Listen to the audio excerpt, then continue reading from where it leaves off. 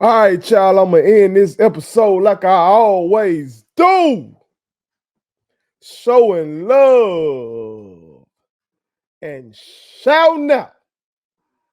And today, on episode 175 of the realest, most entertaining show in the game, put it on something.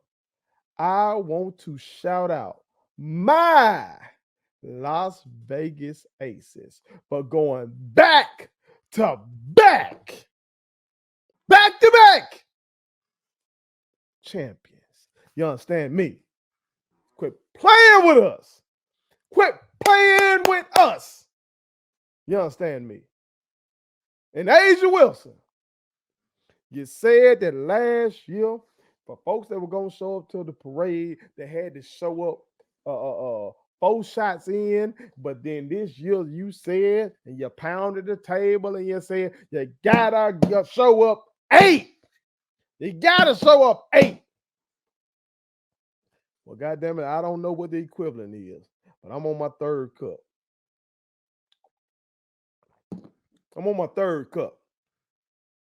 And this is just classic vodka and orange juice. Okay. And I'm on my third cup for y'all. Because y'all did something special. You did something special. Let me be serious here, okay? Y'all gave me and my family a moment that I will remember forever in that game 4. Okay. Now I'm a Las Vegas Aces fan because of my wife. My wife loves Don Staley. And because of that, she loves all of Don Staley's players. And since Asia Wilson is a soror of my wife, she's a member of Alpha Kappa Alpha Sorority Incorporated. So she really loves Asia Wilson, okay? So, of course, we're a Las Vegas Aces family. But I sure enough had gotten into that thing for real because I love basketball, okay? And their brand of basketball is so amazing. They are amazing. Amazing. Like, if you're not watching these women play, what the fuck is wrong with you? The only thing they're missing is the slam dunk. Other than that, they got it all. They got it all. So, like, if you love Steph Curry, you love Klay Thompson, them boys don't be dunking like that. You should watch these women. And what they just pulled off was fucking incredible, okay? First of all, okay, coming into the season, most people thought this shit was going to come down to the Las Vegas Aces and the New York Liberty. Why? Because the Aces were the defending champions, but then the Aces had also added Candace Parker, who I consider the GOAT. Now, again, in the grand scheme of things, I'm still a young man. Okay, I'm 39 years old, but in the grand scheme of things, I'm still a young man. So I don't remember Cheryl Miller playing like that. Okay, I'm going back and doing my research on Cheryl, but I don't remember her playing like that for real. Okay, she seemed like a bad motherfucker though, from what I've seen. When the WNBA was in its infancy, I remember them comments, and they was the shit. Cynthia Cooper doesn't seem like she was a two-way player though. Cheryl Swoops was okay. So I'm gonna have to really go back and put my eye on Cheryl Swoops like that for real. Okay, but I do remember that I watched it in its infancy for real, and then I didn't really watch it as much. But Candace, being a big, who's a two-way player who can handle the rock, score, defend, pass, do all that kind of shit. From what I've seen for real, she might go. So you add her in her advanced age to a team who just coming off of the damn championship, featuring who I consider to be the best player in the world right now, Asia Wilson. Oh, and also you have the best point guard in the world, in my opinion, in Chelsea Gray. And then you got a bucket like Kelsey Plum, and then you got a bucket like Jackie Young, you know what I'm talking about. And then you got who turned out to be the 6th woman of the year, and Alicia Clark, you know what I'm talking about. This is squad. You like shit, they finna go. But then them Liberty, Them Liberty got Breonna Stewart. And I don't believe Stewart should have been the MVP. I think the MVP should have been my girl, Asia Wilson, okay? I think that this playoff run proved me right, okay? But still, Stewart, a bad motherfucker. You put her with Jonquel Jones, a former MVP, just recent MVP in her own right. You put that with Vandersloot, one of the greatest point guards of all time, and you put that with one of the best shooters in the world right now, Sabrina Ionescu. And then they got some other girls that's hooping too. You feel me? Like, don't sleep. New York got some shit too in terms of depth. They had that girl coming off the bench, shooting that bitch off one goddamn leg, but fuck coming off the bench. What about Betnijah Laney? That motherfucker ain't going either. Laney ain't going. So it was like this was a crash course that these teams were gonna meet, and then goddamn it, they met. Unfortunately, though, for my squad, Candace Parker, she been out for quite some time. And we still were dominant. We hadn't lost a damn game in the playoffs until we lost game 3 of the finals. You know what I'm saying? Okay. So that was one strike against us. But then in that game 3, that aforementioned point guard, Chelsea Gray, she goes down with a foot injury. And then we also lost Miss Stokes. Miss Stokes got hurt. And I don't even remember how the fuck she got hurt. You feel me? So I'm like, oh shit, bro. We already didn't have that much depth because you ain't got Candace. You know what I'm saying? And then, then you down Chelsea Gray. Then you down Miss Stokes. And you're going against this super team. They coming off of this damn win, great win, game 3. They stealing their plays. Oh shit! I don't think I could hope for. Like, okay, we gonna send it to it's gonna go 5, and then maybe Chelsea can take a shot and play. Becky Hammon said, "Fuck that. Hold my vodka. I got a game plan for your ass." And we came out and got that motherfucking shit done. That was one of the greatest coaching performances I've ever seen. Yes, it was. Yes, it was. Was one of the greatest coaching performances I've ever seen. Said 6th woman of the year. Your ass finna move up. You finna start. And then we said Kayla George. Kayla George. It's time to step up. Next woman up. You're going to have to go in the game, baby.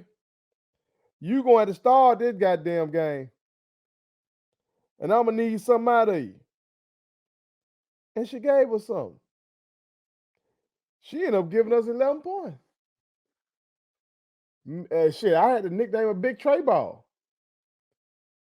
Shit, they were leaving it open. She said, fuck that, I'm taking this bitch. That was one of the best coaching performances I've ever seen, particularly on the defensive end. We held the reigning MVP. She won it. Stewie won it. 3 of 17 shooting. 3 of 17 shooting. We corralled Jonquel Jones. We got this shit done. We had no business winning this game. We had no business. But coaching and heart from our players and having the best player in the world on your goddamn team. Got this shit done. So I want to send a shout out to everybody on the motherfucking roster. You understand me? So Kirsten Bale, Alicia Clark. She played her motherfucking ass off. She played her goddamn ass off. You understand? Kelsey Plum. You already know how Kelsey get down. Kelsey got with the speaker. Kelsey with the motherfucking speaker. Turning up in the post game. But on that court, Kelsey ain't fucking going. Don't play with Kelsey. Kelsey is a bucket. And Kelsey is also grimy on the defensive end. Okay. Kelsey also was working. See, we were switching shit, and motherfuckers were being in some matchups that we were undersized, but we were fronting the post and things like that. We were getting things done. Kelsey was in a lot of situations that were tough. Jackie was in a lot of situations that were tough. You know what I'm talking about? But we were working. Shout out to them girls. Okay. Chelsea Gray, you know what I'm talking about? This whole playoff run, you were giving me my girl. I was so hurt when you went down. Because I knew you were going to finish that thing. But you were coaching your ass off on that bench. Shout out to you. As I said before, shout out to Jackie. Jackie's a fucking walking bucket. Okay. I'm going to come back to Asia. Miss Stokes, shout out to you, Queen. Kayla George, I mentioned you previously. Big Trey Ball. Elena Coates, shout out to you, Queen. Sydney Colson.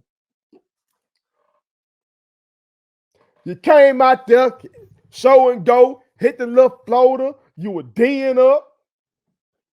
They played with your name, girl.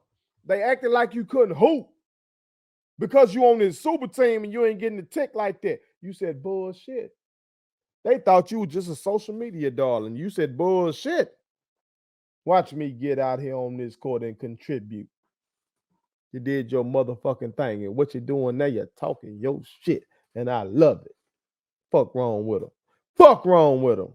But I got to bring it back to Asia Wilson. Look here, girl. Look here, girl. You the best goddamn player in the world.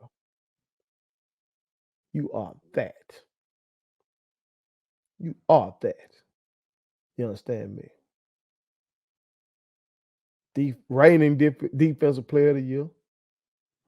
You're a walking bucket. Mid-range is sweet. Step back game. Up and under game. Step through game. Girl, if you fuck around and just add that tray ball to your repertoire this summer, goddamn, what the fuck they gonna or this offseason, I should say, what the fuck they gonna do with you? What the fuck are they gonna do with you? You're on your way to putting yourself in that goddamn GOAT talk. I know I saw you say that you got Candace as your GOAT as well, but you on your way to putting yourself in that motherfucking GOAT talk. Keep doing what you're doing. You're the anchor of our defense. And you're a walking bucket. And you're a vibe. You're the face of the WNBA. Don't let these motherfuckers fool you. You're the face of the motherfucking WNBA.